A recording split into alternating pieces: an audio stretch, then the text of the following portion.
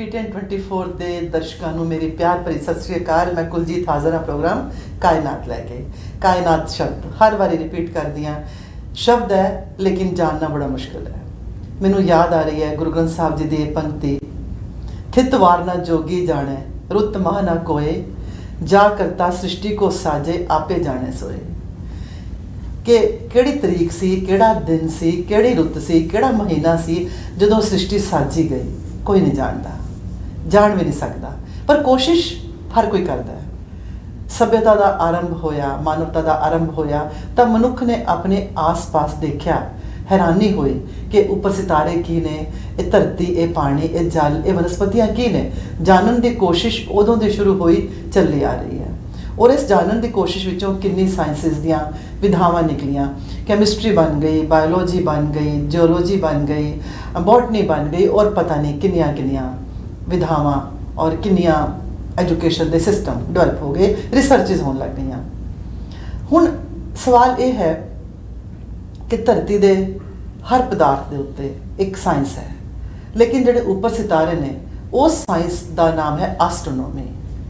ਐਸਟਰੋਨੋਮੀ ਸਿਤਾਰਿਆਂ ਬਾਰੇ ਦੱਸਦੀ ਹੈ, ਉਹਨਾਂ ਦੀ ਨੇਚਰ ਕੀ ਹੈ, ਉਹਨਾਂ ਦੀ ਗਤੀ ਕੀ ਹੈ, ਉਹਨਾਂ ਦੀ ਰੋਟੇਸ਼ਨ ਕੀ ਹੈ, ਇਹ ਗੈਲੈਕਸੀਜ਼ ਕੀ ਨੇ।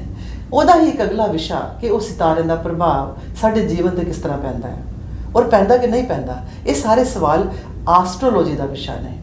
ਇਹ ਪੁਰਾਣੇ ਗ੍ਰੰਥ ਜਿਹਦੇ ਵਿੱਚ ਆਰਿਆ ਭੱਟ, ਵਰਾਹਾ ਮਿਹਿਰ, ਇਹ ਸਾਰੇ ਨਾਮ ਜਿਨ੍ਹਾਂ ਨੇ ਸਾਰੇ ਮੈਥੇਮੈਟਿਕਸ ਦਿੱਤੇ, ਸਾਨੂੰ ਇਕੁਏਸ਼ਨਸ ਦਿੱਤੀਆਂ ਪੂਰੇ ਬ੍ਰਹਿਮੰਡ ਦੇ, ਇਹ ਜਿਹੜੇ ਪਲੈਨਟ ਨੇ ਉਹਨਾਂ ਦੇ ਸਿਸਟਮ ਦੀਆਂ। ਉਹ ਕਹਾਣੀ ਅੱਜ ਤੋਂ 5000 ਸਾਲ ਪਹਿਲਾਂ ਚੱਲੀ। ਓ ਮਾਈ ਗॉड, 5000 ਸਾਲ ਪੁਰਾਣੀ ਸਟੋਰੀ, ਉਹ ਤੁਰਦੀ ਤੁਰਦੀ ਰਿਸਰਚ ਹੁੰਦੀ ਹੁੰਦੀ ਅੱਜ ਬੜੀ ਇੱਕ ਮਾਡਰਨ ਟੈਕਨੀਕਲ ਸਿਸਟਮ ਦੇ ਵਿੱਚ ਡਿਵੈਲਪ ਹੋ ਚੁੱਕੀ ਹੈ। ਅੱਜ ਅਸੀਂ ਵੀ ਉਸ ਕਹਾਣੀ ਨੂੰ ਅੱਜ ਦੇ ਮਾਡਰਨ ਕਨਸੈਪਟ ਸਮਝਣ ਦੀ ਕੋਸ਼ਿਸ਼ ਕਰ ਰਹੇ ਹਾਂ। ਸੋ ਗੱਲ ਪੁਰਾਣੀ ਹੈ, ਵੈਦਿਕ ਹੈ, ਔਰ ਵੇਦਾਂ ਤੋਂ ਬਾਅਦ ਤੁਹਾਡੇ ਆਰਣਯਕ, ਉਪਨਿਸ਼ਦ, ਉਸ ਤੋਂ ਬਾਅਦ ਤੁਹਾਡੇ ਹੋਰ ਬਹੁਤ ਸਾਰੇ ਗ੍ਰੰਥ ਜਿਹੜੇ ਇਸ ਟੌਪਿਕ ਦੇ ਉੱਤੇ ਡਿਟੇਲ ਇਨਫੋਰਮੇਸ਼ਨ ਦਿੰਦੇ ਚਲੇ ਗਏ। ਸੋ ਇਹ ਸਾਰੀਆਂ ਗੱਲਾਂ ਬਾਤਾਂ ਅਸੀਂ ਫਿਰ ਸਮੇਟਣ ਦੀ ਕੋਸ਼ਿਸ਼ ਕਰ ਰਹੇ ਹਾਂ, ਇੱਕ ਇੱਕ ਕਰਕੇ ਜਾਣਨ ਦੀ ਕੋਸ਼ਿਸ਼ ਕਰ ਰਹੇ ਹਾਂ। ਔਰ ਇਸ ਪ੍ਰੋਗਰਾਮ ਦੇ ਵਿੱਚ ਹਮੇਸ਼ਾ ਮੇਰੇ ਨਾਲ ਹਾਜ਼ਰ ਹੁੰਦੇ ਨੇ ਖੁਰਮ ਮਲਿਕ। ਸੋ ਖੁਰਮ ਮਲਿਕ ਫਿਰ ਹਾਜ਼ਰ ਨੇ। ਅਸੀਂ ਅਗਲਾ ਸਟੈਪ, ਅਗਲਾ ਗਿਆਨ, ਅਗਲੀ ਜਿਹੜੀ ਕਹਾਣੀ ਜਿੱਥੇ ਰੁਕੀ ਸੀ ਉੱਥੋਂ ਦੁਬਾਰਾ ਸ਼ੁਰੂ ਕਰਨ ਜਾ ਰਹੇ ਹਾਂ। ਸੋ ਮੈਂ ਖੁਰਮ ਮਲਿਕ ਦਾ ਸਵਾਗਤ ਕਰਦੀ ਹਾਂ। ਤੁਹਾਡਾ ਬਹੁਤ ਬਹੁਤ ਸਵਾਗਤ। Thank you so much. ਆਦਾਬ ਸਾਰਿਆਂ ਨੂੰ ਆਦਾਬ। ਆਦਾਬ, ਸਤਿ ਸ਼੍ਰੀ ਅਕਾਲ। ਸਤਿ ਸ਼੍ਰੀ ਅਕਾਲ, ਵੈਰੀ ਗੁੱਡ। ਸਤਿ ਸ਼੍ਰੀ ਅਕਾਲ ਤੁਹਾਨੂੰ ਬਹੁਤ ਅੱਛੀ ਕਰਨੀ ਹੈ। ਤੁਹਾਨੂੰ ਪਤਾ ਸਤਿ ਸ਼੍ਰੀ ਅਕਾਲ ਦਾ ਮੀਨਿੰਗ ਕੀ ਹੈ? ਮੈਂ ਦੱਸਦੀ ਹਾਂ। ਸਤਿ ਸ਼੍ਰੀ ਅਕਾਲ, ਸਤ ਮੈਨੇ ever existing energy which did exist, which is existing and which will exist, which is ਖੁਦਾ। ਡੈਫੀਨਿਟਲੀ, ਠੀਕ ਹੈ। ਉਹ ਪਰਮਾਤਮਾ ਜਿਹੜਾ ਸੀ, ਜਿਹੜਾ ਹੈ ਔਰ ਸਦਾ ਰਹੇਗਾ। ਅਸੀਂ ਆਵਾਂਗੇ, ਚਲੇ ਜਾਵਾਂਗੇ। ਸੋ ਸਤ ਸ਼੍ਰੀ, ਸ਼੍ਰੀ ਇਜ਼ ਇਲੂਮੀਨੇਟਿਡ। ਸਾਰੀ ਕਾਇਨਾਤ ਜਿਹਦੀ ਰੋਸ਼ਨੀ ਨਾਲ ਰੋਸ਼ਨ ਹੈ, ਉਹ ਖੁਦਾ। ਅਕਾਲ, ਟਾਈਮਲੈਸ, which is beyond time, which exists before time, which will exist after time. We are controlled by time. He is not controlled by time. So we remember that Almighty, that God who is ever existing, self-illuminated and timeless being. Absolutely. तो हम जब ਅਸੀਂ ਦੋ ਗੱਲ ਕਰਦੇ ਹਾਂ, ਕਿਸੇ ਨੂੰ ਸਤਿ ਸ਼੍ਰੀ ਅਕਾਲ ਬੁਲਾਉਂਦੇ ਹਾਂ, ਅਸੀਂ ਉਸ ਪਰਮਾਤਮਾ ਨੂੰ ਯਾਦ ਕਰਦੇ ਹਾਂ। ਔਰ ਉਸ ਪਰਮਾਤਮਾ ਦੀ ਕਾਇਨਾਤ ਦੇ ਵਿੱਚ ਜਿਹੜੀਆਂ ਗੈਲੈਕਸੀਜ਼ ਦੀਆਂ ਗੱਲਾਂ ਤੁਸੀਂ ਸ਼ੁਰੂ ਕੀਤੀਆਂ ਨੇ, ਹੁਣ ਥੋੜ੍ਹਾ ਜਿਹਾ ਆਪਾਂ ਅੱਗੇ ਤੁਰੀਏ। ਬਿਲਕੁਲ, ਠੀਕ ਹੈ। ਲਾਸਟ ਟਾਈਮ ਤੁਸੀਂ ਗੱਲ ਕੀਤੀ ਕਿ ਇਹ ਉੱਪਰ ਸਿਤਾਰਿਆਂ ਦਾ ਜਿਹੜਾ ਰਾਜਾ ਹੈ, ਅਥਾਰਟੀ ਹੈ, ਜਿਹੜੀ ਜ਼ਿੰਮੇਵਾਰੀ ਨਿਭਾ ਰਿਹਾ ਹੈ, ਜਿਹਦੇ ਨਾਲ ਸਾਰਾ ਕੁਝ ਗਵਰਨ ਹੋ ਰਿਹਾ ਹੈ, ਉਹ ਹੈ ਸੂਰਜ, ਉਹ ਹੈ ਸਨ। ਔਰ ਸਨ ਦੀ ਐਨਰਜੀ ਬਾਡੀ ਦੇ ਅੰਦਰ ਅਗਰ ਅੱਛੀ ਹੈ ਤਾਂ ਉਹ ਸਾਰੀਆਂ ਕੁਆਲਿਟੀਜ਼ ਬੰਦੇ ਦੇ ਅੰਦਰ ਹੋਣਗੀਆਂ। ਬਿਲਕੁਲ। ਫਿਰ ਆ ਗਿਆ ਮੂਨ। ਮੂਨ ਜੋ ਹੈ ਬੜੀ ਪਿਆਰੀ ਐਨਰਜੀ ਹੈ, ਬੜੀ ਸੌਫਟ ਐਨਰਜੀ ਹੈ, ਮਦਰਲੀ ਐਨਰਜੀ ਹੈ। ਸੋ ਮੂਨ ਨਾਲ ਕੰਟਰੋਲਡ ਇਨਸਾਨ, ਜਿਹਦਾ ਮੂਨ ਅੱਛਾ ਹੋਏਗਾ ਉਹਦੇ ਅੰਦਰ ਉਹ ਸਾਰਾ ਮਦਰਲੀ ਟੱਚ ਹੋ ਗਿਆ, ਇਮੈਜੀਨੇਸ਼ਨ, ਇੰਟਿਊਸ਼ਨ, ਉਹ ਸਾਰਾ ਕੁਝ ਹੋਏਗਾ। ਬਿਲਕੁਲ। ਫਿਰ ਤੁਸੀਂ ਦੱਸਿਆ ਮਾਰਸ ਬਾਰੇ। ਮਾਰਸ ਦੀ ਐਨਰਜੀ ਜਿਹੜੀ ਹੈ ਉਹ ਬੜੀ ਅਗਰੈਸਿਵ ਐਨਰਜੀ ਹੈ, ਉਹ ਵਾਇਲੈਂਟ ਐਨਰਜੀ ਹੈ। ਜਿਹਦੇ ਅੰਦਰ ਮਾਰਸ ਤੇਜ਼ ਹੈ ਉਹ ਬੰਦਾ ਐਗਰੈਸਿਵ ਹੋਏਗਾ, ਉਹ ਇੱਕ ਕਮਾਂਡਰ ਵਾਂਗੂ ਹੋਏਗਾ, ਫੌਜੀ ਵਾਂਗੂ ਹੋਏਗਾ, ਵਗੈਰਾ ਵਗੈਰਾ। ਸੋ ਉਸੇ ਹਾਇਰਾਰਕੀ ਦੇ ਅੰਦਰ, ਉਸ ਸਿਸਟਮ ਦੇ ਅੰਦਰ ਹੁਣ ਆਪਾਂ ਇਸ ਫੈਮਿਲੀ ਦੇ ਜਿਹੜੇ ਅਗਲੇ ਮੈਂਬਰਸ ਨੇ ਆਪਾਂ ਇੰਟਰੋਡਿਊਸ ਕਰੀਏ ਉਹਨਾਂ ਨੂੰ। ਹਾਂ, ਨਹੀਂ ਬਿਲਕੁਲ। ਹੁਣ ਜਿਹੜਾ ਅੱਗੇ ਇੱਕ ਮੈਂਬਰ ਹੈ ਜਿਹੜਾ ਮੈਂ ਸਮਝਦਾ ਵਾਂ ਕਿ ਸਭ ਤੋਂ ਵੱਡਾ ਪਲੈਨਟ ਆ, ਉਹ ਜੁਪੀਟਰ ਆ। ਅੱਛਾ। ਉਹਦੇ ਵਿੱਚ ਤੇ ਜੁਪੀਟਰ ਦੀ ਆਪਣੀ ਕੁਆਲਿਟੀਆਂ ਨੇ ਹਾਂ। ਕਿਉਂਕਿ ਸਭ ਤੋਂ ਵੱਡਾ ਪਲੈਨਟ ਹੈ, ਹਾਂ। ਇਹਦੀ ਬੜੀ ਮਾਈਲਡ એનર્ਜੀ ਹੈ। ਅੱਛਾ। ਮਾਈਲਡ એનર્ਜੀ ਹੋਣ ਦੀ ਵਜ੍ਹਾ ਨਾਲ ਇਹ ਅਬੰਡੈਂਸ ਵੀ ਦਿੰਦਾ ਤੁਹਾਨੂੰ ਬਹੁਤ ਜ਼ਿਆਦਾ। ਠੀਕ ਹੈ, ਲਾਈਕ ਅਬੰਡੈਂਸ ਤੁਹਾਨੂੰ ਨੌਲੇਜ ਵੀ ਦੇਗਾ, ਵਿਜ਼ਡਮ ਵਿੱਚ ਵੀ ਦੇਗਾ, ਵੈਲਥ ਵਿੱਚ ਵੀ ਦੇਗਾ। ਠੀਕ ਹੈ, ਤੇ ਇਸ ਤੋਂ ਇਲਾਵਾ ਇੱਕ ਇਹਦਾ ਐਡਵਾਂਟੇਜ ਇਹ ਵੀ ਹੁੰਦਾ ਹੈ ਕਿ ਅਗਰ ਕੋਈ ਮੈਲੀਫਿਕ એનર્ਜੀ ਹੋਏਗੀ ਕਿਸੇ ਹਾਊਸ ਵਿੱਚ ਕਿਸੇ ਪਲੈਨਟ ਦੀ, ਤੇ ਉਹਨੂੰ ਰਿਡਿਊਸ ਕਰਨ ਵਿੱਚ ਇਹਦਾ ਬੜਾ ਰੋਲ ਹੁੰਦਾ। ਅੱਛਾ। ਲਾਈਕ ਯਾਨੀ ਉਹਨੂੰ ਮਿਨੀਮਾਈਜ਼ ਕਰ ਦੇਗਾ ਬਹੁਤ ਜ਼ਿਆਦਾ। ਯਾਨੀ ਇਹ ਇੱਕ ਬੈਨੀਫਿਕ ਪਲੈਨਟ ਹੈ, ਬੜਾ ਵੱਡਾ ਪਲੈਨਟ ਹੈ। ਤੁਸੀਂ ਇਹ ਅੰਦਾਜ਼ਾ ਲਾਓ ਕਿ ਇੰਨਾ ਵੱਡਾ ਪਲੈਨਟ ਹੈ ਕਿ ਅਗਰ ਤੁਸੀਂ 1300 ਲਾਈਕ 1300 ਅਰਥ ਅਗਰ ਤੁਸੀਂ ਇਹਦੇ ਵਿੱਚ ਰੱਖ ਦੋ ਨਾ, ਜੁਪੀਟਰ ਵਿੱਚ ਤੇ ਪੂਰੀਆਂ ਆ ਜਾਣਗੀਆਂ ਉਹਦੇ ਵਿੱਚ। Oh wow, so Jupiter is so big ਕਿ ਇਹਦੇ ਅੰਦਰ 1300 ਧਰਤੀ ਆਸਮਾਨ ਸਨ। ਬਿਲਕੁਲ, like you can say like 1300 times ਦੀ size of my god 1300 earths that can come in Jupiter. My so God, big. my God. So और मैं ये भी पढ़िया ਇਹਦੇ ਬਾਰੇ ਕਿ ਜੁਪੀਟਰ ਇੰਨਾ ਵੱਡਾ ਹੈ ਕਿ ਉਹਦੀ ਗ੍ਰੈਵਿਟੀ ਧਰਤੀ ਤੋਂ 2.4 ਟਾਈਮਸ ਮੋਰ ਆ। ਅਗਰ ਤੁਸੀਂ ਇੱਕ 100 ਪੌਂਡ ਦੀ ਚੀਜ਼ ਅਰਥ ਤੇ ਰੱਖੋਗੇ ਤੇ ਅਗਰ ਉਹ ਤੁਸੀਂ ਜੁਪੀਟਰ ਤੇ ਰੱਖੋਗੇ ਤੇ ਉਹਦਾ ਭਾਰ ਜਿਹੜਾ ਹੋਏਗਾ, weight ਹੋਏਗਾ, ਉਹ 2.400 ਲਾਈਕ 240 ਪੌਂਡ ਹੋ ਜਾਏਗਾ। ਯਾਨੀ 2.5 ਗੁਣਾ ਜ਼ਿਆਦਾ ਹੋ ਜਾਏਗਾ। 2.5 ਗੁਣਾ ਜ਼ਿਆਦਾ ਹੋ ਜਾਏਗਾ। ਹੁਣ ਦੇਖੋ ਨਾ, ਇਹ ਰਿਐਲਿਟੀ ਕਿਦਾਂ ਚੇਂਜ ਹੋ ਗਈ। ਉਹਦੀ ਗ੍ਰੈਵਿਟੀ ਦੇ ਨਾਲ ਔਰ ਧਰਤੀ ਦੀ ਗ੍ਰੈਵਿਟੀ ਦੇ ਵਿੱਚ ਇੰਨਾ ਫਰਕ ਹੈ ਕਿ ਉਸ ਚੀਜ਼ ਦਾ ਭਾਰ ਵੀ ਵੱਧ ਜਾਂਦਾ ਹੈ। ਬਿਲਕੁਲ ਐਸੇ ਤਰ੍ਹਾਂ, ਹੈ ਨਾ। ਸੋ ਜਿਹੜੀ ਸਾਡੀ ਜ਼ਮੀਨ ਹੈ, ਸਾਡੀ ਬਾਡੀ ਹੈ, ਇਹਦੇ ਉੱਤੇ ਜੁਪੀਟਰ ਦਾ ਸਭ ਤੋਂ ਜ਼ਿਆਦਾ ਅਸਰ ਹੈ, ਇਫੈਕਟ ਹੈ। ਬਿਲਕੁਲ, ਦੇਖੋ ਪਲੈਨਟ ਜਿੰਨਾ ਵੱਡਾ ਹੋਏਗਾ ਉਹਦਾ ਇਫੈਕਟ ਵੀ ਉਨਾ ਜ਼ਿਆਦਾ ਵੱਡਾ ਹੋਏਗਾ। ਉਨਾ ਜ਼ਿਆਦਾ। ਹੁਣ ਅਗਰ ਤੁਸੀਂ ਦੇਖੋ ਕਿ ਸਾਡੇ ਸੋਲਰ ਸਿਸਟਮ ਵਿੱਚ ਸਭ ਤੋਂ ਵੱਡੇ ਪਲੈਨਟ ਦੀ ਅਗਰ ਗੱਲ ਕੀਤੀ ਜਾਏ, ਵੈਸੇ ਤੇ ਜਿਹੜਾ ਸਨ ਹੈ ਉਹ ਇੱਕ ਸਟਾਰ ਹੈ, ਲੇਕਿਨ ਕਿਉਂਕਿ ਉਹ ਇੱਕ ਸਾਡੇ ਇੱਕ ਸੋਲਰ ਸਿਸਟਮ ਦਾ ਪਾਰਟ ਹੈ ਤੇ ਅਸੀਂ ਉਹਨੂੰ ਵੀ ਯਾਨੀ ਐਜ਼ ਅ ਪਲੈਨਟ ਕਦੇ ਕਦੇ ਕੰਸੀਡਰ ਕਰਦੇ ਹਾਂ। ਤੇ ਅਗਰ ਹੁਣ ਦੇਖਾ ਜਾਏ ਤੇ ਇਸ ਵੇਲੇ ਸਾਡੇ ਸੋਲਰ ਸਿਸਟਮ ਵਿੱਚ 3 ਸਭ ਤੋਂ ਵੱਡੇ ਪਲੈਨਟਸ ਨੇ। ਅਗਰ ਇੱਕ ਸਨ ਨੂੰ ਐਜ਼ ਅ ਪਲੈਨਟ ਕੰਸੀਡਰ ਕੀਤਾ ਜਾਏ, ਦੂਜੇ ਨੰਬਰ ਤੇ ਜੁਪੀਟਰ ਆ ਜਾਂਦਾ ਤੇ ਤੀਜੇ ਨੰਬਰ ਤੇ ਸੈਟਰਨ ਆ ਜਾਂਦਾ। ਠੀਕ ਹੈ, ਤੇ ਇਹ 3 ਯਾਨੀ ਇਹ ਪਲੈਨਟਸ ਜਿਹਦੀ ਵੀ ਲਾਈਕ ਬਰਥ ਚਾਰਟ ਵਿੱਚ ਬਹੁਤ ਸਟਰੋਂਗ ਹੋਣਗੇ, ਉਹ ਬੜੀ ਇੱਕ ਉਹਦੇ ਵਿੱਚ ਪੋਜ਼ਿਟਿਵ ਪਰਸਨੈਲਿਟੀ ਹੋਏਗੀ, ਉਹ ਬੜੀ ਲੀਡਰਸ਼ਿਪ ਸਕਿੱਲਸ ਹੋਣਗੀਆਂ, ਉਹਦੇ ਕੋਲ ਨੌਲੇਜ ਹੋਏਗੀ, ਵਿਜ਼ਡਮ ਹੋਏਗੀ, ਉਹਦੇ ਕੋਲ ਇੱਕ ਜਸਟਿਸ ਹੋਏਗਾ, ਲਾਈਕ ਉਹ ਯਾਨੀ ਜਸਟਿਸ ਸਿਸਟਮ ਤੇ ਬਿਲੀਵ ਕਰੇਗਾ, ਲਾਈਕ ਬੈਸਟ ਪੋਸੀਬਲ ਜਿਹੜੀ ਟ੍ਰੇਟਸ ਹੁੰਦੀਆਂ ਨੇ ਉਹ ਇੱਕ ਬੰਦੇ 'ਚ ਹੋਣਗੀਆਂ। ਠੀਕ ਹੈ, ਤੁਸੀਂ ਵੇਖੋ ਕਿ ਜਿੰਨੇ ਵੱਡੇ ਵੱਡੇ ਲੀਡਰਸ ਅਗਰ ਤੁਸੀਂ ਦੇਖੋਗੇ ਦੁਨੀਆ ਵਿੱਚ, ਜਿਨ੍ਹਾਂ ਨੇ ਕੋਈ ਬਹੁਤ ਵੱਡੇ ਕੰਮ ਕੀਤੇ ਨੇ, ਉਹਨਾਂ ਦੇ ਇਹ 3 ਜਿਹੜੇ ਪਲੈਨਟਸ ਨੇ ਬਹੁਤ ਸਟਰੋਂਗ ਹੋਣਗੇ। ਹਾਂ, ਮੈਂ ਵੈਲ ਪਲੇਸਡ ਹੋਣਗੇ। Well placed. ਮੈਂ ਸਟੱਡੀ ਥੋੜੀ ਬਹੁਤੀ ਕਰ ਰਹੀ ਹਾਂ ਨਾ, ਤੇ ਮੇਰੇ ਟੀਚਰ ਨਾਲ ਗੱਲ ਕਰਦੀ ਹੁੰਨੀ ਆ, ਉਹ ਮੈਨੂੰ ਦੱਸਦੇ ਨੇ ਕਿ ਜਿਹੜੀ ਜੁਪੀਟਰ ਦੀ એનર્ਜੀ ਹੈ ਤੁਹਾਡੇ ਬ੍ਰੇਨ ਨੂੰ ਉਹ ਬਹੁਤ ਪਾਵਰ ਦਿੰਦੀ ਹੈ, ਔਰ ਪਾਵਰ ਦਿੰਦੀ ਹੈ ਬਹੁਤ ਉੱਪਰੋਂ। ਮੀਨਸ ਕਿ ਜੁਪੀਟਰ ਨਾਲ ਜਿਹੜਾ ਜੁਪੀਟਰ ਭਰਿਆ ਹੋਇਆ ਹੈ, ਉਹ ਜ਼ਿੰਦਗੀ ਨੂੰ ਹਰ ਗੱਲ ਨੂੰ ਉੱਪਰੋਂ ਦੇਖੇਗਾ। ਬਿਲਕੁਲ, ਲਾਈਕ ਉਹ ਇੱਕ ਆਮ ਤੇ ਇੱਕ ਐਵਰੇਜ ਜਿਹੜਾ ਇਨਸਾਨ ਹੈ ਉਸ ਤੋਂ ਯਾਨੀ ਕਿ ਇੱਕ ਲੈਵਲ ਉੱਤੇ ਜਾ ਕੇ ਸੋਚੇਗਾ। ਦੇਖੋ, 2 ਬੱਚੇ ਨੇ ਇੱਕ ਘਰ ਦੇ ਅੰਦਰ, ਸੇਮ ਮਾਂ-ਬਾਪ ਨੇ, ਸੇਮ এনवायरमेंट ਹੈ। ਇੱਕ ਗੱਲ ਦੇ ਉੱਤੇ ਇੱਕ ਬੱਚਾ ਜਿੱਦ ਕਰ ਲੈਂਦਾ, ਅੜ ਜਾਂਦਾ ਹੈ, ਐਰੋਗੈਂਟ ਹੋ ਜਾਂਦਾ, ਵਾਇਲੈਂਟ ਹੋ ਜਾਂਦਾ, ਲੇਕਿਨ ਦੂਸਰਾ ਬ੍ਰਦਰ ਉਹ ਸਮਝਾਉਂਦਾ ਕਿ ਨਹੀਂ, ਇਹ ਗੱਲ ਇਸ ਤਰ੍ਹਾਂ ਨਹੀਂ, ਇਸ ਤਰ੍ਹਾਂ ਹੈ, ਤੇ ਉਹ ਸਮਝ ਆ ਜਾਂਦੀ ਹੈ। ਹੁਣ ਉਹਦਾ ਬ੍ਰੇਨ ਰਿਐਕਸ਼ਨ ਕਰ ਰਿਹਾ, ਉਹਦਾ ਬ੍ਰੇਨ ਲੜਨ ਲਈ ਤਿਆਰ ਹੋ ਰਿਹਾ, ਲੇਕਿਨ ਦੂਸਰੇ ਦਾ ਬ੍ਰੇਨ ਇਹਦੇ ਲਈ ਤਿਆਰ ਨਹੀਂ ਹੋ ਰਿਹਾ, ਆਰਗੂਮੈਂਟ ਲਈ ਤਿਆਰ ਨਹੀਂ ਹੋ ਰਿਹਾ, ਉਹ ਉਹਨੂੰ ਸਮਝਾ ਬੁਝਾ ਕੇ ਮਸਲੇ ਨੂੰ ਹੱਲ ਕਰਨ ਲਈ ਤਿਆਰ ਹੋ ਰਿਹਾ। ਹੁਣ ਉਹ 2 ਬ੍ਰੇਨ ਨੇ, ਉਹਨਾਂ ਦੀ ਡਿਫਰੈਂਟ એનર્ਜੀਜ਼ ਦੇ ਨਾਲ ਦੇਖੋ ਉਹਨਾਂ ਦੇ ਸੋਚਣ ਦੇ ਤਰੀਕੇ, ਉਹਨਾਂ ਦੇ ਬੋਲਣ ਦੇ ਤਰੀਕੇ, ਔਰ ਉਹਨਾਂ ਦੇ ਵਿਵਹਾਰ ਦੇ, ਉਹਨਾਂ ਦੇ ਬਿਹੇਵੀਅਰ ਦੇ ਤਰੀਕੇ ਕਿੱਦਾਂ ਡਿਫਰੈਂਟ ਹੋ। ਬਿਲਕੁਲ, ਉਹ ਯਾਨੀ ਕਿ ਤੁਹਾਡੀ ਵਿਜ਼ਡਮ ਦਿੰਦਾ ਤੁਹਾਨੂੰ ਬਹੁਤ ਜ਼ਿਆਦਾ। ਯਾਨੀ ਹੁਣ ਇੱਕ ਜਗ੍ਹਾ ਤੇ ਜਿਹੜਾ ਇੱਕ ਇਨਸਾਨ ਆਰਗੂਮੈਂਟੇਟਿਵ ਹੈ ਤੇ ਉਹਦੇ ਵਿੱਚ ਕੋਈ ਵਿਜ਼ਡਮ ਵੀ ਨਹੀਂ ਹੋਏਗੀ ਤੇ ਉਹ ਲੜਨ ਦੀ ਕੋਸ਼ਿਸ਼ ਕਰੇਗਾ, ਲੇਕਿਨ ਅਗਰ ਜਿਸ ਇਨਸਾਨ ਦਾ ਜੁਪੀਟਰ ਸਟਰੋਂਗ ਹੋਏਗਾ ਉਹ ਉਹਨੂੰ ਕੂਲ ਡਾਊਨ ਕਰੇਗਾ, ਕਾਮ ਡਾਊਨ ਕਰੇਗਾ ਤੇ ਬੜੀ ਲੌਜੀਕਲ ਗੱਲ ਕਰੇਗਾ, ਵਿਜ਼ਡਮ ਦੇ ਨਾਲ ਗੱਲ ਕਰੇਗਾ, ਉਹਨੂੰ ਸਮਝਾਉਣ ਦੀ ਕੋਸ਼ਿਸ਼ ਕਰੇਗਾ, ਉਹਨੂੰ ਕੰਟਰੋਲ ਕਰਨ ਦੀ ਕੋਸ਼ਿਸ਼ ਕਰੇਗਾ, ਸ਼ਾਂਤ ਕਰਨ ਦੀ ਕੋਸ਼ਿਸ਼ ਕਰੇਗਾ। ਲਾਈਕ ਇੱਕ ਹੈ ਬੜੀ ਮਾਈਲਡ ਤੇ ਬੜੀ ਇੱਕ ਬੈਨੀਫਿਕ એનર્ਜੀ ਹੈ ਜਿਹੜੀ ਤੁਹਾਨੂੰ ਕੂਲ ਡਾਊਨ ਕਰਦੀ ਹੈ, ਕਾਮ ਡਾਊਨ ਕਰਦੀ ਹੈ, ਤੇ ਇਸ ਲਈ ਇਹਨੂੰ ਇੱਕ ਬੈਨੀਫਿਕ ਪਲੈਨਟ ਸਮਝਿਆ ਜਾਂਦਾ। ਯਾਨੀ ਕਿ most benefic planet in our solar system ਹੈ, ਜਿਹੜਾ ਸਾਡੀ ਬਾਡੀ ਤੇ ਇਫੈਕਟ ਕਰਦਾ ਤੇ ਸਾਨੂੰ ਨੌਲੇਜ ਦਿੰਦਾ, ਵਿਜ਼ਡਮ ਦਿੰਦਾ, ਇੰਟੈਲੈਕਟ ਦਿੰਦਾ, ਲਾਈਕ ਡੈਪਥ ਵਿੱਚ ਕਿਸੇ ਚੀਜ਼ ਨੂੰ ਅੰਡਰਸਟੈਂਡ ਕਰਨ ਦੀ ਸਾਨੂੰ ਸਮਝ ਬੂਝ ਦਿੰਦਾ। ਫਿਰ ਇਸ ਤੋਂ ਇਲਾਵਾ ਵੈਲਥ ਦੇ ਵਿੱਚ ਇਹਦਾ ਬੜਾ ਪਾਰਟ ਹੈ, ਔਰ ਜੋ ਵੀ ਚੀਜ਼ ਹੈ ਕਰਾਏਗਾ ਉਹਦੇ ਵਿੱਚ ਅਬੰਡੈਂਸ ਦੇਗਾ। ਠੀਕ ਹੈ, ਤੇ ਇਹ ਇਹਦੀ ਯਾਨੀ ਕਿ ਟ੍ਰੇਡਸ ਤੇ ਪ੍ਰੋਪਰਟੀਜ਼ ਹੈਗੀਆਂ ਨੇ, ਤੇ ਇਹ ਸਾਈਜ਼ ਵਿੱਚ ਵੀ ਵੱਡਾ ਹੈ ਤੇ ਤੁਹਾਡੀ ਗਰੋਥ ਦੇ ਵਿੱਚ ਵੀ ਇਹਦਾ ਹੱਥ ਬਹੁਤ ਜ਼ਿਆਦਾ। ਬਿਲਕੁਲ ਐਸੇ ਤਰ੍ਹਾਂ ਹੀ ਹੈ, ਤੇ ਇਸ ਲਈ ਇੱਕ ਹੋਰ ਚੀਜ਼ ਆਦੀ ਬੜੀ ਜਿਹੜੀ ਇੰਪੋਰਟੈਂਟ ਹੈ, ਇੱਕ ਤੁਹਾਨੂੰ ਇਹ ਪਰਪਸ ਆਫ ਲਾਈਫ ਦਿੰਦਾ। ਜਿਹਨਾਂ ਇਨਸਾਨ ਵਿੱਚ ਜੁਪੀਟਰ ਬਹੁਤ ਸਟਰੋਂਗ ਹੋਏਗਾ, ਉਹਦਾ ਇੱਕ ਪਰਪਸ ਆਫ ਲਾਈਫ ਹੋਏਗਾ, ਤੇ ਉਹ ਆਪਣੇ ਪਰਪਸ ਆਫ ਲਾਈਫ ਤੋਂ ਅਗਰ ਅਚੀਵ ਨਹੀਂ ਕਰੇਗਾ ਨਾ, ਤੇ ਉਹ ਸੈਟੀਸਫਾਈ ਨਹੀਂ ਹੋਏਗਾ ਆਪਣੀ ਲਾਈਫ ਤੋਂ। ਤੇ ਲਾਈਕ ਇਹ ਤੁਹਾਨੂੰ ਇੱਕ ਗੋਲ ਦਿੰਦਾ, ਆਬਜੈਕਟਿਵਸ ਦਿੰਦਾ ਤੁਹਾਡੀ ਲਾਈਫ ਵਿੱਚ, ਤੇ ਤੁਹਾਡੀ ਜ਼ਿੰਦਗੀ ਨੂੰ ਬੇਮਕਸਦ ਨਹੀਂ ਰੱਖਦਾ। ਵਾਹ ਵਾਹ, ਕੀ ਬਾਤ ਹੈ। ਇਹਦਾ ਮਤਲਬ ਇਹ ਹੋਇਆ, ਦੇਖੋ ਆਮ ਇਨਸਾਨ ਜ਼ਿੰਦਗੀ ਦੇ ਅੰਦਰ ਜਿਹੜੇ ਨੇ like when I look around the people, 80% people they just live the way everybody lives। ਕਿ ਉਹਨਾਂ ਦਾ ਉਹੀ ਰੂਟੀਨ ਹੈ, ਉਹਨਾਂ ਨੇ ਉਹੀ ਉੱਠਣਾ ਹੈ, ਉਹੀ ਆਪਣਾ ਖਾਣਾ ਪੀਣਾ ਹੈ, ਕਾਰੋਬਾਰ ਤੇ ਜਾਣਾ, ਸੌ ਜਾਣਾ ਹੈ। ਉਹਨਾਂ ਦੇ ਮਨ 'ਚ ਦੇ ਖਿਆਲ ਨਹੀਂ ਆਉਂਦਾ ਕਿ ਮੇਰਾ ਜ਼ਮੀਨ ਤੇ ਆਉਣ ਦਾ ਇਸ ਤੋਂ ਇਲਾਵਾ, ਆਪਣੀ ਫੈਮਿਲੀ ਤੋਂ ਇਲਾਵਾ ਵੀ ਕੋਈ ਕੰਮ ਹੈ ਕਰਨ ਵਾਲਾ। So they are very satisfied and very spiritual people. ਹਾਂ, so some people are satisfied with their material, but ਜਿਹੜੇ spiritual ਲੋਕ ਹੋਣਗੇ they will not be satisfied with their material। ਉਹਨਾਂ ਨੂੰ ਹੋਏਗਾ ਕਿ ਮੈਂ ਕੁਝ ਐਸਾ ਕੰਮ ਕਰਕੇ ਜਾਵਾਂ ਜਿਹੜਾ ਮੇਰੇ ਤੋਂ ਬਾਅਦ ਯਾਦ ਰੱਖਿਆ ਜਾਏ, ਜਾਂ ਕੋਈ ਐਸਾ ਕੰਮ ਕਰਾਂ ਜਿਹੜਾ ਹਿਊਮੈਨਿਟੀ ਦੀ ਬੈਟਰਮੈਂਟ ਵਾਸਤੇ ਹੋਏ।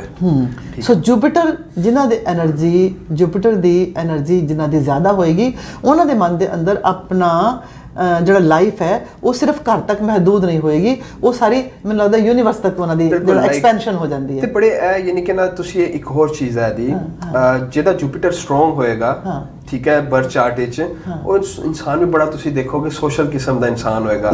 ਹਿਊਮੈਨਿਟੀ ਨਾਲ ਪਿਆਰ ਕਰੇਗਾ, ਲੋਕਾਂ ਨਾਲ ਪਿਆਰ ਕਰੇਗਾ, ਉਹਨਾਂ ਦੀ ਸਰਵਿਸ ਕਰਨ ਤੇ ਬਿਲੀਵ ਰੱਖੇਗਾ, ਠੀਕ ਹੈ।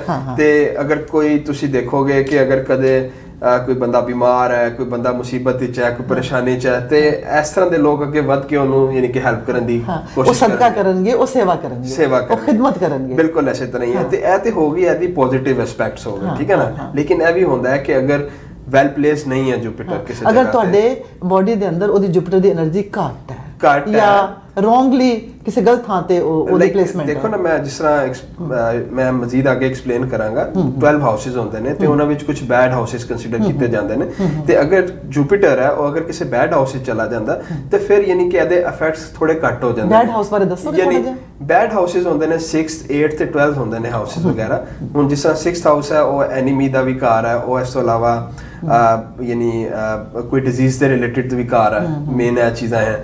ਫਿਰ ਇਸ ਤੋਂ ਇਲਾਵਾ 8th ਹਾਊਸ ਵਿੱਚ ਆ ਜਾਓ, ਉਹ ਡੈਥ ਲਾਈਕ ਡਿਜ਼ੀਜ਼ ਦਾ ਹਾਊਸ ਹੈ, ਕ੍ਰੋਨਿਕ ਡਿਜ਼ੀਜ਼ ਹੈ, ਅਕਲਟ ਸਾਇੰਸਿਸ ਦਾ ਹਾਊਸ ਹੈ, ਠੀਕ ਹੈ।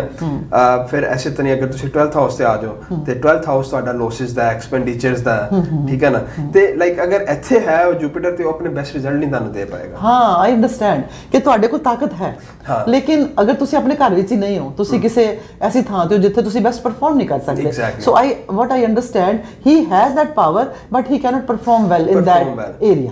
ਬਿਲਕੁਲ ਐਸੇ ਤਰ੍ਹਾਂ ਹੈ ਕਿ ਤੁਸੀਂ ਅਗਰ ਆਪਣੇ ਘਰ ਵਿੱਚ ਹੋਗੇ, ਤੁਸੀਂ ਹਰ ਚੀਜ਼ ਬੈਟਰ ਪਰਫਾਰਮ ਕਰ ਸਕਦੇ ਹੋ, ਠੀਕ ਹੈ। ਤੁਹਾਨੂੰ ਪਤਾ ਹੋਏਗਾ ਤੁਹਾਡੀ ਕਿਹੜੀ ਚੀਜ਼ ਕਿੱਥੇ ਪਈ ਹੈ, ਤੁਸੀਂ ਉਹਨੂੰ ਕਿਸ ਤਰ੍ਹਾਂ ਮੈਨੇਜ ਕਰਨਾ। ਲੇਕਿਨ ਅਗਰ ਤੁਸੀਂ ਕਿਸੇ ਦੇ ਘਰ ਜਾਓਗੇ, ਕਿਸੇ ਹੋਟਲ ਵਿੱਚ ਜਾਓਗੇ, ਤੇ ਤੁਹਾਨੂੰ ਇੱਕ ਡਿਫਿਕਲਟੀ ਆਏਗੀ ਉਸ ਚੀਜ਼ ਨੂੰ ਮੈਨੇਜ ਕਰਨ ਵਾਸਤੇ। ਤੇ ਐਸੇ ਤਰ੍ਹਾਂ ਅਗਰ ਲੈਟਸ ਫੋਰ ਐਗਜ਼ਾਮਪਲ ਮੈਂ ਇੱਕ ਗੱਲ ਕਰਦਾ ਕਿ ਅਗਰ ਜੁਪੀਟਰ ਤੁਹਾਡਾ 6th ਹਾਊਸ ਵਿੱਚ ਹੈ, 6th ਹਾਊਸ ਡਿਜ਼ੀਜ਼ ਦਾ, ਤੁਸੀਂ ਇੱਕ ਵੇਖੋਗੇ ਕਿ ਜਿਹਦਾ ਜੁਪੀਟਰ 6th ਹਾਊਸ ਵਿੱਚ ਹੋਏਗਾ ਉਹਨੂੰ ਡਾਈਜੈਸਟਿਵ ਇਸ਼ੂ ਬਹੁਤ ਹੋਣ, ਠੀਕ ਹੈ। ਤੇ ਇਹ ਪਲੈਨੇਟਰੀ એનર્ਜੀਜ਼ ਹੈਗੀਆਂ ਨੇ ਜਿਹੜੀ ਸਾਡੀ ਬੋਡੀ ਰਿਸੀਵ ਕਰਦੀ ਹੈ ਤੇ ਫਿਰ ਉਹਦੇ ਮੁਤਾਬਿਕ ਰਿਐਕਟ ਕਰਦੀ ਹੈ। ਸੋ ਜੁਪੀਟਰ ਅਬੰਡੈਂਸ ਹੈ, ਹਾਂਜੀ। ਔਰ ਅਗਰ ਉਹ ਰੋਂਗ ਹਾਊਸਿਸ ਪਲੇਸਡ ਹੋ ਗਿਆ ਤਾਂ ਉਹ ਜੋ ਰੋਂਗ ਹਾਊਸਿਸ ਦੇ ਇਸ਼ੂ ਨੇ ਉਹਨਾਂ ਦੀ ਅਬੰਡੈਂਸ ਹੋ ਜਾਏਗੀ, ਉਹ ਨੈਗੇਟਿਵ ਹੋ ਸਕਦੀ ਹੈ। ਐਂਡ ਵਾਟ ਆਈ ਅੰਡਰਸਟੈਂਡ ਕਿ ਜਿਹੜਾ ਪਲੈਨਟ ਜਿੱਥੇ ਬੈਠਾ ਹੈ, that planet is promised to give result according to house it is placed। Exactly। ਉਹ ਦੇਖੋ ਮਜਬੂਰ ਹੈ, ਜਿਵੇਂ ਕਿ ਤੂੰ ਡਿਊਟੀ ਲੱਗ ਗਈ ਉਹਦੀ ਕਿ ਤੂੰ ਇੱਥੇ ਬੈਠ ਕੇ ਇਹ ਕੰਮ ਕਰਨਾ। ਬਿਲਕੁਲ, ਦੇਖੋ ਹਰ ਹਾਊਸ ਦੀ ਆਪਣੀ ਪ੍ਰੋਪਰਟੀਜ਼ ਨੇ, ਜਿੱਥੇ ਉਹ ਬੈਠੇਗਾ ਉਸ ਤਰ੍ਹਾਂ ਦੀ ਪ੍ਰੋਪਰਟੀਜ਼ ਨੂੰ ਅਬੰਡੈਂਸ ਦੇਗਾ ਉਹ ਬੈਠ ਕੇ। ਆਪਾਂ ਅੱਗੇ ਜਾ ਕੇ ਹਾਊਸਿਸ ਬਾਰੇ ਗੱਲ ਕਰਾਂਗੇ ਕਿ 12 ਹਾਊਸਿਸ ਨੇ, ਉਹਨਾਂ ਦੇ ਇਸ਼ੂਜ਼ ਕੀ ਨੇ। ਤਾਂ ਅੱਜ ਆਪਾਂ ਗੱਲ ਕਰ ਰਹੇ ਹਾਂ ਜੁਪੀਟਰ ਦੀ।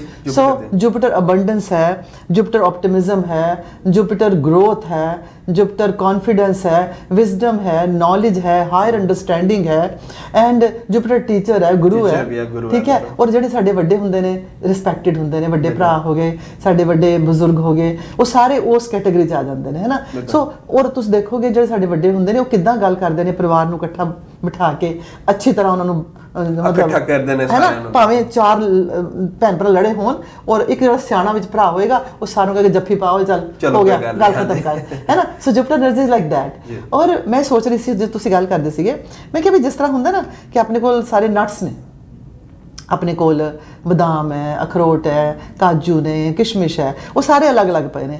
ਅਸੀਂ ਅਗਰ ਉਹ ਮੁੱਠੀ 'ਚ ਇਕੱਠਾ ਕਰੀਏ ਉਹ ਇਕੱਠੇ ਨਹੀਂ ਹੋ ਸਕਦੇ, ਪਰ ਅਗਰ ਆਪਾਂ ਗੁੜ ਦੀ ਚਾਸ਼ਨੀ ਬਣਾ ਲਈਏ, ਹੈ ਨਾ, ਉਹਦਾ ਇੱਕ ਬੇਸ ਤਿਆਰ ਕਰ ਲਈਏ ਤੇ ਸਾਰੇ ਨਟ ਸਪਾਈਸ ਸਭ ਇਕੱਠੇ ਹੋ ਜਾਣਗੇ। ਐਗਜ਼ੈਕਟਲੀ ਹੈ, ਉਹ ਸਾਰਿਆਂ ਨੂੰ ਸਿਖਾ ਸਕਦੇ ਹਾਂ। ਟੇਸਟ ਵੀ ਅੱਛਾ ਹੈ ਔਰ ਰਿਜ਼ਲਟ ਵੀ ਅੱਛੇ। ਸੋ ਵਟ ਆਈ ਥਿੰਕ ਕਿ Jupiter is like a facilitator or base to give, to help everything, it may be negative or positive, exactly, है ना।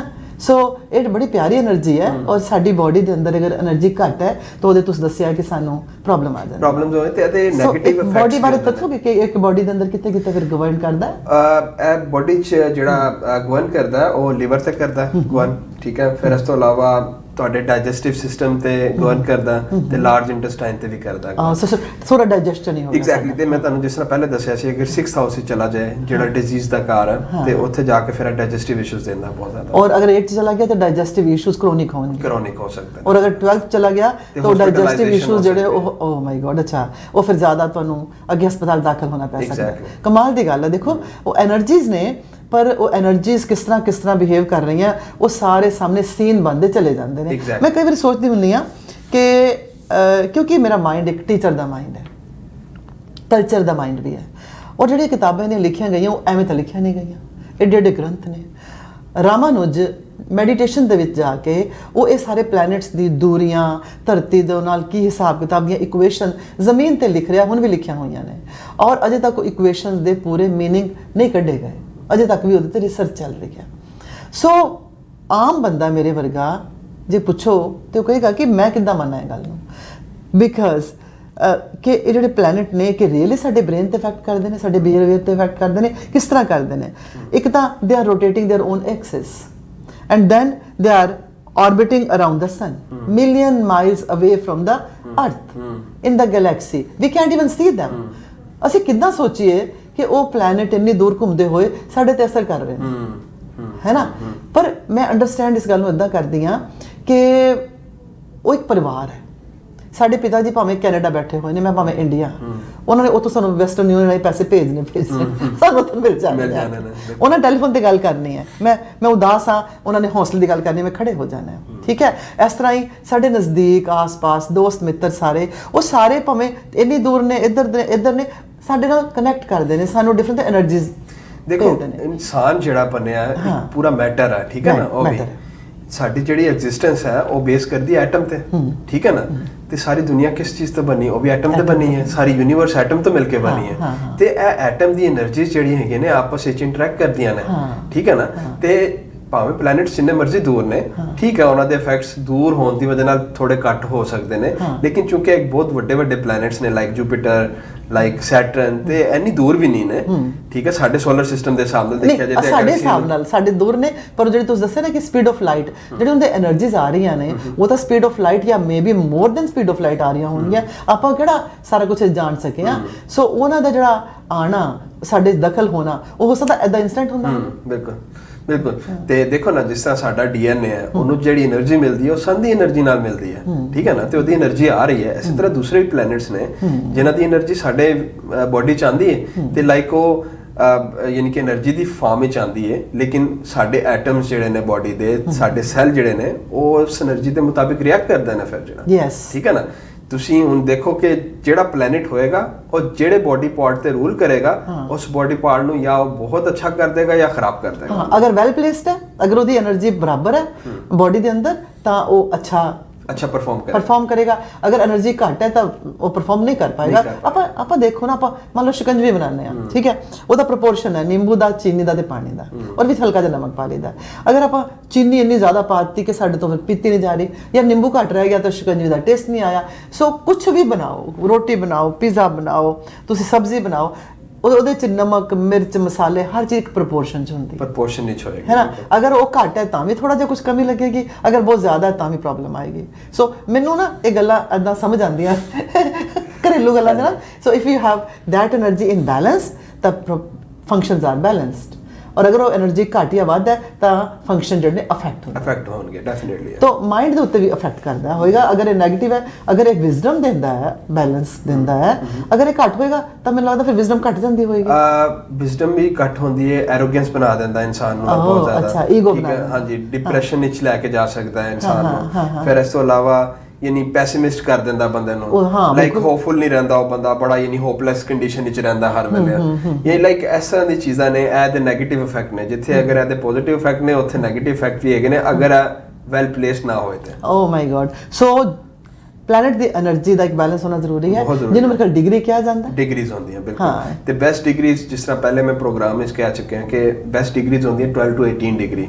ਅਗਰ ਇਹਦੇ ਦਰਮਿਆਨ ਕਿਸੇ ਪਲੈਨਟ ਦੀ ਡਿਗਰੀ ਹੋਏਗੀ, ਆਪਣੇ ਬੈਸਟ ਰਿਜ਼ਲਟ ਪਰਫਾਰਮ ਕਰੇਗੀ। ਓਕੇ। ਔਰ 12 ਤੋਂ ਨੀਚੇ ਹੋਏਗੀ ਤਾਂ ਘੱਟ ਪਰਫਾਰਮ ਕਰੇਗਾ, 18 ਤੋਂ ਜ਼ਿਆਦਾ ਹੋਏਗੀ ਤਾਂ ਘੱਟ ਪਰਫਾਰਮ ਕਰੇਗਾ। ਉਹ ਸੰਸਕ੍ਰਿਤ ਦੇ ਵਿੱਚ ਕਹਿੰਦੇ ਹੁੰਦੇ ਨੇ ਕਿ ਬਾਲੇਪਨ ਔਰ ਯੁਵਾਵਸਥਾ ਔਰ ਵ੍ਰਿੱਧਤਵ, ਮੀਨਸ ਕਿ ਇਹ ਪਲੈਨਟ ਦੀ એનર્ਜੀ ਹੈ, ਜੇ ਬੱਚੇ ਵਰਗੀ ਹੈ, ਇਹ ਪੂਰਾ ਪਰਫਾਰਮ ਨਹੀਂ ਕਰ ਪਾ ਰਿਹਾ, ਇਹ ਉਹਦੀ ਯੰਗ એનર્ਜੀ ਹੈ, ਪੂਰੀ ਪਰਫਾਰਮੈਂਸ ਹੈ। ਆ ਵ੍ਰਿੱਧਤਵ ਹੈ, ਹੁਣ 올ਡ ਹੋ ਗਿਆ, ਹੁਣ 올ਡ ਆਦਮੀ ਦੀ ਜਿੰਨੀ ਕੋ એનર્ਜੀ ਹੈ ਉਹ ਫਿਰ ਘਟ ਜਾਂਦੀ ਹੈ। ਸੋ ਪਲੈਨਟ ਵੀ ਇਸ ਤਰ੍ਹਾਂ, ਉਹਨਾਂ ਦਾ ਬਚਪਨ ਹੈ, ਉਹਨਾਂ ਦੀ ਜਵਾਨੀ ਹੈ, ਉਹਨਾਂ ਦਾ ਬੁਢਾਪਾ ਹੈ ਨਾ। ਸੋ ਇਹ ਬੜੀ ਪਿਆਰੀ ਇੰਟਰਸਟਿੰਗ ਸਟੋਰੀ ਹੈ। ਔਰ ਇੱਕ ਗੱਲ ਮੈਂ ਹੋਰ ਸੁਣੀ ਹੈ ਆਪਣੇ ਟੀਚਰਸ ਤੋਂ ਕਿ ਜੁਪੀਟਰ ਖੁਦ ਬੈਨੀਫੀਸ਼ੀਅਲ, ਇਸ ਕਰਕੇ ਇਹ ਜਿੱਧਰ ਐਸਪੈਕਟ ਕਰੇਗਾ ਉੱਥੇ ਵੀ ਆਪਣਾ ਬੈਨੀਫਿਕ ਐਸਪੈਕਟ ਕਰੇਗਾ ਜੀ। ਮੰਨ ਲਓ ਇੱਕ ਬੰਦਾ ਬਹੁਤ ਹੀ ਮਿੱਠਾ ਪਿਆਰਾ ਹੈ ਨਾ, ਉਹਦਾ ਸੁਭਾਅ ਬੜਾ ਅੱਛਾ ਹੈ, ਉਹ ਜਿਹਨੂੰ ਦੇਖੇਗਾ ਮੁਹੱਬਤ ਨਾਲ ਦੇਖੇਗਾ, ਅਗਲੇ ਬੰਦੇ ਦੇ ਚਿਹਰੇ ਤੇ ਮੁਸਕਰਾਹਟ ਆ ਜਾਏਗੀ। ਲੇਕਿਨ ਅਗਰ ਬੰਦਾ ਗੁੱਸੇ ਵਾਲਾ ਹੈ, ਜਿੱਧਰ ਦੇਖੇਗਾ ਤਿਉੜੀਆਂ ਮੱਥੇ ਤੇ ਪਾ ਕੇ ਔਰ ਗੁੱਸੇ ਦੇ ਨਾਲ, ਤਾਂ ਦੂਸਰੇ ਬੰਦੇ ਦਾ ਦਿਲ ਜਿਹੜਾ ਘਬਰਾ ਜਾਏਗਾ ਔਰ ਮੇ ਵੀ ਉਹ ਉਲਟਾ ਰਿਐਕਟ ਕਰੇਗਾ। ਸੋ ਐਸਪੈਕਟ ਵਾਲੀ ਦ੍ਰਿਸ਼ਟੀ ਹੈ ਨਾ। ਤੇ ਇਹ ਜੁਪੀਟਰ ਜਿਹੜਾ ਹੈ, ਜਦੋਂ ਕਿਸੇ ਨੂੰ ਦੇਖਦਾ ਹੈ, ਜਿਹੜੇ ਮੈਲੀਫਿਕ ਪਲੈਨਟ ਨੇ, ਮੈਲੀਫਿਕ ਪਲੈਨਟ ਮੰਨ ਲਓ ਮਾਰਸ ਹੈ ਜਾਂ ਸੈਟਰਨ ਹੈ ਜਾਂ ਸਨ ਹੈ, ਬਿਲਕੁਲ ਰਾਹੂ ਕੇਤੂ ਹੈ, and Jupiter, if Jupiter has aspect on ਦੋਸ planet, ਦੇ ਬਿਕਮ ਮਾਈਲਡ। ਲਾਈਕ ਉਹਨਾਂ ਦੀ ਮੈਲੀਫਿਕ એનર્ਜੀ ਥੋੜੀ ਘੱਟ ਕਰ ਦਿੰਦਾ ਹੈ ਨਾ, ਉਹਨਾਂ ਨੂੰ ਹੋਰ ਅੱਛਾ ਪਰਫਾਰਮ ਕਰਨ ਲਈ ਉਹ ਹੈਲਪ ਕਰਦਾ। ਸੋ ਇੰਨਾ ਵੱਡਾ ਪਲੈਨਟ, ਆਫ ਕੋਰਸ ਉਹਦਾ ਅਸਰ ਕਿੰਨਾ ਜ਼ਿਆਦਾ ਹੈ ਡੈਫੀਨਿਟਲੀ ਧਰਤੀ ਦੇ ਉੱਤੇ। ਔਰ ਸਾਡਾ ਖਾਣ ਪੀਣ ਦੇ ਵਿੱਚ, ਜਿੰਨੇ ਵੀ ਤੁਸੀਂ ਦੱਸਿਆ ਸੀ ਪਿਛਲੀ ਵਾਰੀ, ਜਿਹੜੇ ਗ੍ਰੇਨਸ ਨੇ, ਜਿਹੜੇ ਦਾਣੇ ਨੇ, ਯਾਨੀ ਕਣਕ ਹੈ, ਦਾਲਾਂ ਨੇ, ਹਰ ਚੀਜ਼ ਦਾ ਸੀਡ, ਬੀਜ ਜੁਪੀਟਰ ਦੀ એનર્ਜੀ ਤੋਂ ਕੰਟਰੋਲ ਹੋ ਰਿਹਾ ਹੈ ਨਾ। ਸੋ ਲੁੱਕ ਐਟ ਦੈਟ ਕਿ ਸਾਡੀ ਜ਼ਿੰਦਗੀ 'ਚ ਭੋਜਨ, ਬਾਹਰ ਭੋਜਨ ਪਕਣਾ ਔਰ ਭੋਜਨ ਖਾਣਾ, ਹਜ਼ਮ ਹੋਣਾ, ਉੱਥੋਂ ਤੱਕ ਸਾਰਾ ਜੁਪੀਟਰ ਦਾ ਰੋਲ ਹੈ ਬਿਲਕੁਲ, ਠੀਕ ਹੈ। ਔਰ ਉੱਪਰਲੀ ਹਾਇਰ ਅੰਡਰਸਟੈਂਡਿੰਗ ਆਫ ਲਾਈਫ, ਇਹ ਜੁਪੀਟਰ ਦਾ ਰੋਲ ਹੈ। Spirituality, wisdom, knowledge, spirituality. So ਜ਼ਿੰਦਗੀ ਦੇ ਜਿਹੜੇ ਸਭ ਤੋਂ ਖੂਬਸੂਰਤ ਜਿਹੜੇ ਐਲੀਮੈਂਟਸ ਨੇ, ਉਹ ਭਾਵੇਂ ਮੈਂਟਲ ਨੇ ਜਾਂ ਇਮੋਸ਼ਨਲ ਨੇ, ਇਟ ਆਲ ਕੰਟਰੋਲਡ ਬਾय ਜੁਪੀਟਰ। ਤਾਂ ਜੁਪੀਟਰ ਦਾ ਅੱਛਾ ਹੋਣਾ ਬਹੁਤ ਜ਼ਰੂਰੀ ਹੈ। ਔਰ ਅਗਰ ਜੁਪੀਟਰ ਬਾਡੀ ਦੇ ਅੰਦਰ ਘੱਟ ਹੈ ਤਾਂ ਆਪਾਂ ਉਹਨੂੰ ਵਧਾ ਸਕਦੇ ਹਾਂ। ਬਿਲਕੁਲ, ਉਹਨੂੰ ਕਿਸ ਤਰ੍ਹਾਂ ਵਧਾ ਸਕਦੇ ਹਾਂ? ਲਾਈਕ ਉਹਦਾ ਵਧਾਉਣ ਦਾ ਡਿਫਰੈਂਟ ਤਰੀਕੇਕਾਰ ਹੋ ਸਕਦੇ ਨੇ। ਇੱਕ ਤੇ ਹੁੰਦਾ ਹੈ ਕਿ ਯੈਲੋ ਸਫਾਇਰ ਬੜਾ ਹੈਲਪ ਕਰਦਾ, ਪੁਖਰਾਜ ਬਹੁਤ ਹੈਲਪ ਕਰਦਾ, ਕਿਉਂਕਿ ਇਹ ਕ੍ਰਿਸਟਲਸ ਨੇ, ਇਹ ਕੀ ਕਰਦੇ ਨੇ, એનર્ਜੀ ਲੈਂਦੇ ਨੇ ਤੇ ਫਿਰ ਅੱਗੇ ਬੋਡੀ ਨੂੰ ਦਿੰਦੇ ਨੇ। ਦੇ ਪੰਪ એનર્ਜੀ ਇਨਟੂ ਸੈਲਸ ਜੀ, ਬਿਲਕੁਲ। ਯਾਨੀ ਕਿ એનર્ਜੀ ਗੇਨ ਕਰਕੇ ਤੇ ਅੱਗੇ ਉਹਨੂੰ ਫੋਕਸ ਕਰਕੇ ਸੈਲਸ ਵਿੱਚ ਤੇ ਬੋਡੀ ਵਿੱਚ ਲੈ ਕੇ ਜਾਂਦੇ। ਬਹੁਤ ਅੱਛੀਆਂ ਬੁੱਕਸ ਨੇ ਕ੍ਰਿਸਟਲ ਹੀਲਿੰਗ ਦੇ ਉੱਪਰ, ਔਰ ਉਹਦੇ ਵਿੱਚ ਮੇਰੇ ਕੋਲ ਤਾਂ 3-4 ਕ੍ਰਿਸਟਲ ਬਾਈਬਲ ਇੱਕ ਕਿਤਾਬ ਹੈ ਬੜੀ ਅੱਛੀ, ਉਹਦਾ ਪੂਰਾ ਡਿਟੇਲ ਹੈ ਕਿ ਕਿਸ ਤਰ੍ਹਾਂ ਕ੍ਰਿਸਟਲ ਸੋਲਰ એનર્ਜੀ ਨੂੰ ਜਾਂ ਕਾਸਮਿਕ એનર્ਜੀ ਨੂੰ ਕੈਪਚਰ ਕਰਦੇ ਨੇ, ਫੋਕਸ ਕਰਦੇ ਨੇ, ਇੰਡਿਊਸ ਕਰਦੇ ਨੇ, ਕਿਸ ਤਰ੍ਹਾਂ ਤੁਹਾਡੇ ਡੀਐਨਏ ਦੇ ਅੰਦਰ ਜਾ ਕੇ ਜੋ ਉਹਦੀ ਰੋਂਗ ਇਨਫੋਰਮੇਸ਼ਨ ਹੈ ਉਹਨੂੰ ਕਲੀਨ ਕਰੈਕਟ ਕਰਦੇ ਨੇ। ਕਈ ਵਾਰ ਹੁੰਦਾ ਨੇ ਵੀ ਵਹਿਮ ਹੈ, ਭਰਮ ਹੈ। ਮੈਂ ਕਹਿੰਦੀ ਹਾਂ ਵਹਿਮ ਭਰਮ ਤੋਂ ਪਹਿਲਾਂ ਮੈਨੂੰ ਅੰਡਰਸਟੈਂਡ ਕਰਨ ਦੀ ਕੋਸ਼ਿਸ਼ ਕਰੋ। ਅਗਰ ਉਹਦਾ ਰਿਜ਼ਲਟ ਅੱਛਾ ਨਹੀਂ ਹੈ ਤਾਂ ਵਹਿਮ ਹੈ, ਉਹਨੂੰ ਛੱਡ ਦਿਓ। ਸੋ ਮੈਨੂੰ ਅੰਡਰਸਟੈਂਡਿੰਗ ਹੋਈ ਕਿ ਜੁਪੀਟਰ ਇੱਕ ਵੱਡਾ ਪਲੈਨਟ ਹੈ ਔਰ ਸਾਡੀ ਜ਼ਿੰਦਗੀ 'ਚ ਉਹਦਾ ਬਹੁਤ ਵੱਡਾ ਅਸਰ ਹੈ, ਬਹੁਤ ਵੱਡਾ ਰੋਲ ਹੈ। Very nice, very nice. ਹੋਰ ਅੱਗੇ ਤੁਰਦੇ ਹਾਂ ਹੁਣ ਆਪਾਂ। ਜੁਪੀਟਰ ਤੋਂ ਬਾਅਦ ਹੋਰ ਵੱਡਾ ਪਲੈਨਟ ਕਿਹੜਾ? ਸੈਟਰਨ, ਜਿਸ ਤਰ੍ਹਾਂ ਪਹਿਲੇ ਦੱਸਿਆ ਸੀ। ਠੀਕ ਹੈ। ਜੁਪੀਟਰ ਤੋਂ ਬਾਅਦ ਅਗਰ ਕੋਈ ਵੱਡਾ ਪਲੈਨਟ ਹੈ ਉਹ ਸੈਟਰਨ ਹੈ, ਠੀਕ ਹੈ। ਸੈਟਰਨ ਇੱਕ ਸਲੋ ਮੂਵਿੰਗ ਪਲੈਨਟ ਹੈ, ਠੀਕ ਹੈ, ਤੇ ਬੜਾ ਐਂਡ ਤੇ ਕਰਕੇ ਸਾਡੇ ਸੋਲਰ ਸਿਸਟਮ ਵਿੱਚ, ਠੀਕ ਹੈ, ਤੇ ਐਸੇ ਵਜ੍ਹਾ ਨਾਲ ਬੜਾ ਕੂਲ ਤੇ ਡਿਟੈਚਡ ਦਾ ਪਲੈਨਟ, ਦੂਰ ਹੈ, ਕੱਲਾ ਦੂਰ ਹੈ। ਅੱਛਾ, ਹਾਂਜੀ। ਤੇ ਯਾਨੀ ਕਿ ਇਹ ਤੁਸੀਂ ਦੇਖੋ ਕਿ ਇਹਨੂੰ ਲਾਈਕ 2.5 ਈਅਰ ਲੈਂਦਾ ਹੈ ਕਿ ਇੱਕ ਜ਼ੋਡੀਅਕ ਸਾਈਨ ਨੂੰ ਕ੍ਰਾਸ ਕਰਨ ਦੇ। ਓਕੇ, 2.5 ਈਅਰ ਵਨ ਜ਼ੋਡੀਅਕ ਸਾਈਨ ਨੂੰ ਪਾਰ ਕਰਨ ਲਈ। ਓਕੇ, ਯਾਨੀ ਕਿ ਕਿਉਂਕਿ ਸਲੋ ਹੈ ਤੇ ਇਸੇ ਵਜ੍ਹਾ ਨਾਲ ਟਾਈਮ ਵੀ ਜ਼ਿਆਦਾ ਲੱਗਦਾ ਹੈ। ਹਾਂਜੀ, ਠੀਕ ਹੈ। ਤੇ ਜਿਸ ਤਰ੍ਹਾਂ ਮੈਂ ਤੁਹਾਨੂੰ ਦੱਸਿਆ, ਇੱਕ it is considered as a dry and cold planet, right. ਤੇ ਇਸ ਤੋਂ ਇਲਾਵਾ ਲਾਈਕ ਇਹਦੀ ਯਾਨੀ ਕਿ ਪ੍ਰੋਪਰਟੀਜ਼ ਨੇ ਫਿਰ ਅੱਗੇ ਕਿ ਅਗਰ ਜਿਹੜਾ ਬੰਦਾ ਹੋਏਗਾ ਜਿਹਦੇ ਵਿੱਚ ਸੈਟਰਨ ਦੀ એનર્ਜੀ ਅੱਛੀ ਉਹ ਕਿਸ ਤਰ੍ਹਾਂ ਦਾ ਹੋ ਸਕਦਾ, ਉਹ ਬੜਾ ਜਸਟਿਸ ਸਿਸਟਮ ਤੇ ਬਿਲੀਵ ਕਰੇਗਾ, ਠੀਕ ਹੈ, ਉਹ ਯਾਨੀ ਕਿ ਕੋਸ਼ਿਸ਼ ਕਰੇਗਾ ਕਿਸੇ ਦੇ ਇਨਸਾਨ ਦੇ ਨਾਲ ਜ਼ਿਆਦਤੀ ਨਾ ਹੋਏ, ਇਨਸਾਫ ਹੋਏ ਹਰ ਬੰਦੇ ਦੇ ਨਾਲ, ਠੀਕ ਹੈ ਨਾ। ਫਿਰ ਯਾਨੀ ਕਿ ਉਹਦਾ ਇਹ ਵੇ ਕਿ ਲਾਈਕ ਇਹ ਤੁਹਾਨੂੰ ਇੱਕ ਏਜ ਵੀ ਤੁਹਾਡੀ ਇੰਕਰੀਜ਼ ਕਰਨੇ ਚਾਹੀਦਾ ਬੜਾ ਪਾਰਟ ਹੁੰਦਾ। ਜਿਹਦਾ ਸੈਟਰਨ ਦੀ એનર્ਜੀ ਬਹੁਤ ਅੱਛੀ ਹੈ ਉਹਦੀ ਲਾਈਫ ਵੀ ਬਹੁਤ ਜ਼ਿਆਦਾ ਇੰਕਰੀਜ਼ ਲੰਬੀ ਹੁੰਦੀ ਹੈ। ਤੁਹਾਨੂੰ ਇੱਥੇ ਥੋੜਾ ਜਿਹਾ ਰੁਕਣਾ ਪੈਣਾ, ਇੱਕ ਛੋਟੀ ਜਿਹੀ ਬ੍ਰੇਕ ਲੈਣੀ ਪੈਣੀ ਹੈ। ਸੈਟਰਨ ਦੀ એનર્ਜੀ ਨਾਲ ਮੈਂ ਹੁਣ ਵਾਕਿਫ ਹੋ ਰਹੀ ਹਾਂ, ਜੁਪੀਟਰ ਨਾਲ ਮੈਂ ਹੋ ਚੁੱਕੀ ਹਾਂ। ਇੱਕ ਛੋਟੀ ਜਿਹੀ ਬ੍ਰੇਕ ਤੋਂ ਬਾਅਦ ਆਪਾਂ ਦੁਬਾਰਾ ਹਾਜ਼ਰ ਹੁੰਦੇ ਹਾਂ। ਪਿਆਰੇ ਦਰਸ਼ਕੋ, ਜਾਣਾ ਨਹੀਂ, ਬੜੀਆਂ ਇੰਟਰਸਟਿੰਗ ਗੱਲਾਂ ਨੇ, ਬੜੀਆਂ ਲਾਈਟ ਤਰੀਕੇ ਨਾਲ ਸਮਝਾ ਰਹੇ ਨੇ ਸਾਨੂੰ ਖੁਰਮ ਮਲਿਕ। ਮੈਂ ਤੁਹਾਨੂੰ ਫੋਨ ਨੰਬਰ ਦੱਸਦਾ ਖੁਰਮ ਮਲਿਕ ਜੀ ਦਾ, 9059655171। ਇੱਕ ਵਾਰੀ ਰਿਪੀਟ ਕਰ ਦਿਓ ਤੁਸੀਂ। 9059655171। Yes, if you want to know about your energy ਕਿ ਤੁਹਾਡੀਆਂ ਕਿੰਨੀਆਂ ਘੱਟ ਨੇ, ਵੱਧ ਨੇ, ਕਿਹਨੂੰ ਵਧਾਉਣ ਦੀ ਲੋੜ ਹੈ, ਕਿਹਨੂੰ ਘਟਾਉਣ ਦੀ ਲੋੜ ਹੈ, I think he is the best person, you can talk to him. And I come back, just ਥੋੜਾ ਜਿਹਾ ਇੰਤਜ਼ਾਰ ਕਰੋ।